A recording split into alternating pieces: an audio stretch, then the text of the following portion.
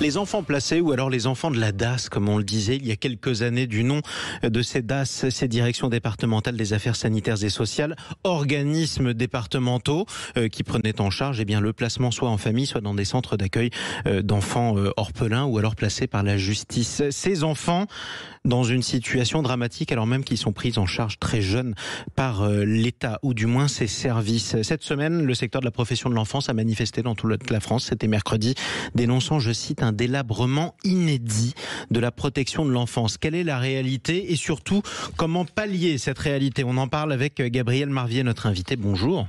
Bonjour, enchanté. Bienvenue sur Sud Radio, enchanté également. Vous êtes le fondateur de l'association Les Ombres qui accompagne justement ces jeunes, ces enfants de la DAS, comme vous dites, les jeunes qui sont confiés à l'aide sociale à l'enfance dans leur insertion. Donc ça veut dire une fois qu'ils sont majeurs, c'est ça? Exactement, une fois qu'ils sont majeurs, mais surtout une fois qu'ils peuvent commencer à s'insérer dans la vie professionnelle.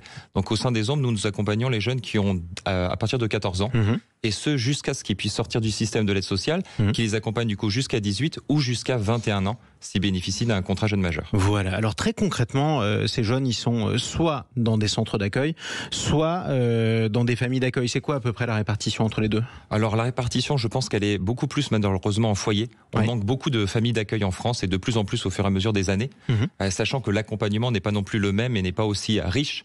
Selon qu'on est dans un foyer ou dans une famille d'accueil, je dirais que la famille d'accueil a l'avantage d'apporter une certaine stabilité à l'enfant, quand l'enfant n'en change pas d'une fois sur l'autre. Exactement, ce qui n'est pas toujours le cas. C'est-à-dire que souvent, des enfants placés ont une, deux, puis trois familles d'accueil. Pourquoi ça change d'ailleurs? En général, ce sont les familles qui en ont assez, c'est que ça se passe mal par moment? Alors pas forcément, c'est là-dessus, j'allais dire, le système qui fonctionne ainsi. Il y a beaucoup de défaillances. Vous mentionnez justement le délabrement inédit et puis les manifestations de mercredi dernier. Là-dessus, pour moi, c'est aussi un constat qu'on partage aux Ombres. Le système est défaillant. J'aimerais citer deux chiffres aujourd'hui sur votre antenne. Le premier, c'est que 25% des SDF nés en France sont issus de l'aide sociale à l'enfance. Donc un quart des sans domicile fixe français viennent de l'aide sociale à l'enfance. Ce sont les enfants qui ont été confiés à l'État ou du moins à ses services pour les élever à la place de ses parents qui étaient soit décédés, soit défaillants. Et c'est incroyable. Exactement. Et la deuxième statistique est tout aussi effarante. 70% de ces jeunes quittent le système sans diplôme.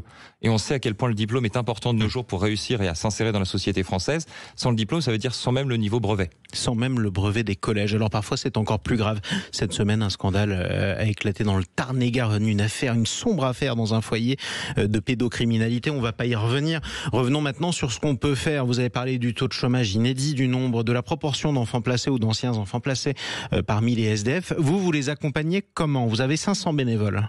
Alors on en a même maintenant plus de 800. La mobilisation citoyenne fonctionne justement et on a pu aider un peu plus de 2200 jeunes depuis notre création il y a seulement 4 ans. Comment est-ce qu'on les accompagne? C'est très simple. On a créé une plateforme qu'on a co-construite avec les services d'accueil familiaux avec lesquels on travaille pour que le jeune de l'ASE, quel que soit justement son département d'origine, quel que soit le foyer dans lequel il est placé, puisse déposer sa demande. Sa demande, elle est là pour répondre à un besoin, que ce soit justement l'aider dans ses candidatures Parcoursup, que ce soit l'aider dans la rédaction de sa lettre de motivation, de son CV. Vous luttez contre l'électronisme. Alors l'électronisme, c'est en gros l'incapacité à se servir d'Internet par exemple ou des logiciels. Ça touche les personnes âgées, mais aussi ces jeunes-là du coup, tellement ils sont déconnectés de l'apprentissage que tout un chacun peut faire. Exactement. On se rend pas compte forcément des écarts. Moi, si je dois résumer rapidement l'aventure des Ombres, on est parti de ce constat de défaillance structurelle du système et aussi de tout ce qui malheureusement, empêche la bonne insertion de ces jeunes. C'est-à-dire qu'ils sont poussés vers des formations courtes puisque leur accompagnement s'arrête dès 18 ans. Ils manquent de capital social. Il y a un problème justement de fracture numérique. Et c'est face à ce constat qu'on a voulu, on en a opéré, un second, qu'il existe par contre beaucoup de bonne volonté en France, beaucoup de gens qui ont envie d'avoir un impact positif sur la société. Et notre idée justement, plutôt que d'ériger des murs, ça a été de construire des ponts entre ces populations pour qu'elles puissent enfin se parler et s'aider. En gros, ils s'entraident et c'est ce qui se passe grâce aux Ombres. Concrètement, vous avez parlé de ces jeunes, quel que soit leur département, ça a son importance parce que contrairement à ce qu'on pourrait penser, on n'a pas les mêmes chances selon qu'on est un enfant placé par exemple en Seine-Saint-Denis ou dans les Hauts-de-Seine. Vous allez me dire un département est riche, l'autre est pauvre, ça devrait être plus facile dans les Hauts-de-Seine, c'est tout le contraire. Alors effectivement, les disparités entre les départements sont très impressionnantes et c'est contre cette injustice sociale que nous luttons justement aux Ombres avec l'objectif de la niveler par tous les moyens possibles. On a l'avantage d'avoir une communauté de bénévoles qui est répartie dans toute la France et qui donc peut permettre d'aider les enfants aussi dans toute la France.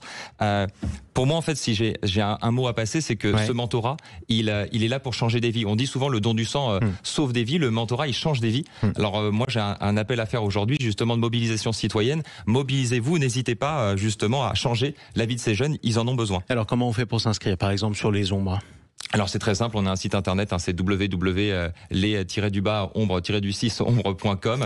Là vous aurez justement le bouton, si vous êtes un jeune de l'ASE, vous avez envie justement d'être aidé, vous avez le bouton, si vous êtes mentor, vous avez le bouton si vous avez envie de faire un don. Le site est très bien structuré, il vous permettra aussi de connaître un peu plus sur les ombres, puisque aujourd'hui en 5 minutes il est difficile de tout détailler justement sur le fonctionnement de ce système. Mais aller plus loin, n'hésitez pas. Merci beaucoup et bon courage en tout cas, Gabriel Marvier. Je rappelle que vous êtes le fondateur de l'association Les Ombres. À bientôt sur Sud Radio.